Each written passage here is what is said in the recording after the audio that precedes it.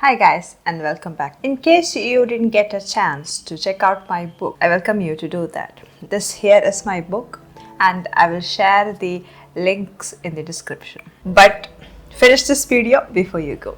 Whenever we talk about Emperor Ashoka, a few things come to our mind. The Ashok stump, that is also our national emblem, the iron pillars, and Shah Rukh Khan, who played the role of Ashoka in the famous movie. And of course, the image of a king so devastated by the violence during war that he chose the path of non-violence and Buddhism. Let me cite Britannica here. Ashoka, the last major emperor of the Mauryan dynasty, his vigorous patronage of Buddhism during his reign furthered the expansion of that religion throughout India. Following his successful but bloody conquest of the Kalinga country on the east coast, Ashoka renounced armed conquest and adopted a policy that he called conquest by dharma, that is, by principles of right life. Now, according to the historian and political personality Sanjeev Sanyal, the story is different. Ashoka would invade Kalinga in 262 BC, whereas we know from the minor rock edicts that Ashoka had converted to Buddhism more than 2 years earlier. Even Ashoka's eulogists like Charles Allen agree that his conversion predated the Kalinga War. Moreover, he seems to have had links with Buddhists for a decade before his conversion. The evidence suggests that his conversion to Buddhism was more to do with the politics of succession than with any regret he felt for sufferings of war. Well, that changes everything, doesn't it? I could make a career out of debunking everything that we were taught as part of our education system. Kautilya or Chanakya had a protege, Chandragupta Maurya. He overthrew the Nanda Empire in 322 BCE and established the Mauryan Empire with Pataliputra, the present current-day Patna, as its capital. Chandragupta Maurya was succeeded by Bindusara and then came Ashoka. It's also very interesting to note that soon after Ashoka's reign, the Mauryan Empire actually disintegrated. Now that's a big red flag. Now let's talk a bit about Kalinga.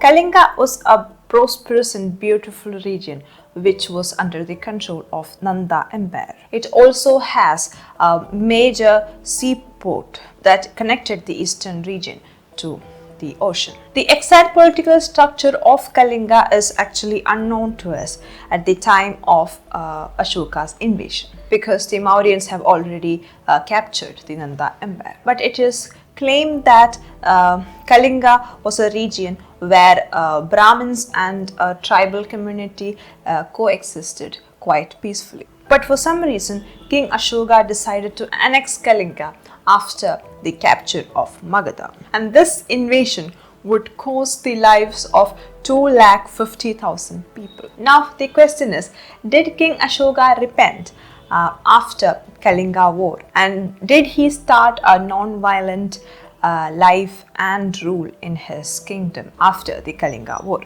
I mean, non-violence or ahimsa in the way that Indians understand today. We already have discussed that Ashoka may have converted to Buddhism 2 years prior to the Kalinga War. Now, the historical sources tell us that the Mauryan Empire as a whole followed the Vedic rituals in core, but each individual king followed a different ideology according to their preference. And in that way, Chandragupta Maurya was a Jaina in his old age, and Bindusara subscribed to the heterodox sect called Ajivikas. Now, let's see how King Ashoka came to power. In 274 BC, Bindusara fell ill and died. The crown prince Sushima was at the borders defending the empire, and when Sushima rushed back to the capital, he found that Ashoka, one of his half-brothers, had taken control of the city with help of Greek mercenaries. And it appears that Ashoka had Sushima killed at the eastern gates. The crown prince may have been roasted alive in the moat. And soon after, a bloody civil war followed, where Ashoka killed 99 of his half-brothers before he finally got to the throne. He only saved his own brother, Tissa. Hundreds of loyalist officials were also killed. Ashoka is said to have personally decapitated 500 of them. After all this cruelty, and he became king. But in this book, it's claimed that he continued to be a repressive and an authoritarian king. And all of this gave him the name Chandashoka, that is Ashoka the Cruel. So what happened in the Kalinga War, according to some primary historical sources? So Tosali, which is the capital of Kalinga, was built in the middle of the plains, and that makes it easier for anybody to attack. Archaeologists have only excavated a small section of the walls, but have found it riddled with arrowheads. A blizzard of arrows must have been unleashed by the Mauryan army. The Kalingans never stood a chance. And as we discussed before, 1 lakh people died during that war, and another 1,50,000 people were taken prisoners. And then Sanjeev Sanyal raises the question that if Ashoka really did repent the Kalinga war and the cruelties that happened during that war, why didn't he release these captive people? Because there is no mention of any releasing, any freeing of these captives. And Ashoka's cruelties and repressive rule doesn't end here. Buddhist text Ashoka Vandana tells us more acts of genocide perpetrated by the emperor many years after he supposedly turned pacifist. They were particularly directed at followers of Jain and Ajivaka sects, and he was quite cordial and even respectful of Hindus and Brahmins. Ashoka Vandana recounts how Ashoka had once 18,000 Ajivakas in Bengal put to death in a single episode. And that would be the first religious persecution in the history of India if this held any truth. Another incident is also mentioned. A Jain devotee was found in Patliputra drawing a picture showing Buddha bowing to a Jain Tirthankara.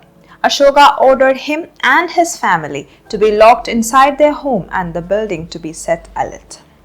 He then ordered that he would pay a gold coin in exchange for every decapitated head of a Jain. As we saw before, Chandragupta Maurya followed the teachings of his guru, Kautilya. And we know that Kautilya's way of ruling is more of a libertine or a centrist rule. But Ashoka seemed to have strayed away from this kind of ruling, and he adopted a more socialist, authoritarian and repressive way of administration.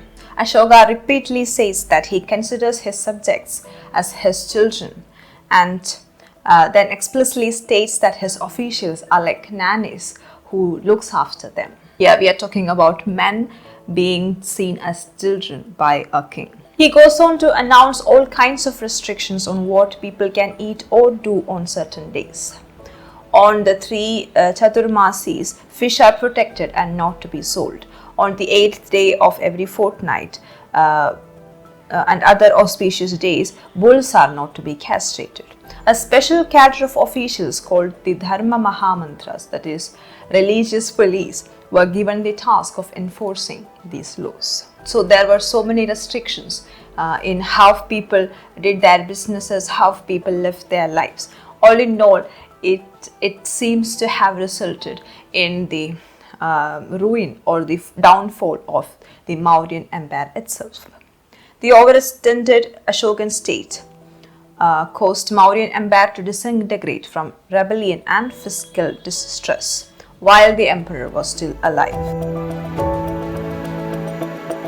After Ashoka's rule, Mauryan Empire lost its glory, and the succeeding emperors and the succeeding kings tried to keep the empire together, but they mostly failed at that. The kings may have also tried to mend their relationship with the Jains and Ajivakas by building a lot of structures and temples for them in the Mauryan Empire, and that did not amount to a lot.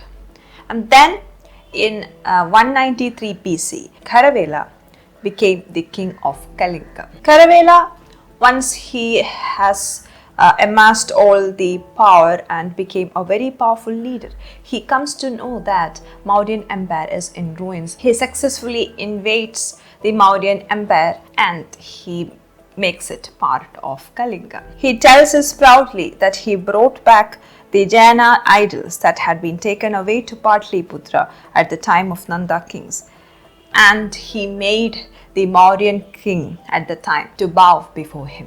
Now, Kharavela, in his inscriptions, says that he defeated Satvahanas, the Mauryas, the Indo-Greeks, and even the Pandyas of the Tamil country in the deep south. Having done all that, he declares himself to be a Chakravarti, that is the world conqueror. So this should mean that he must have been the most powerful king in his time.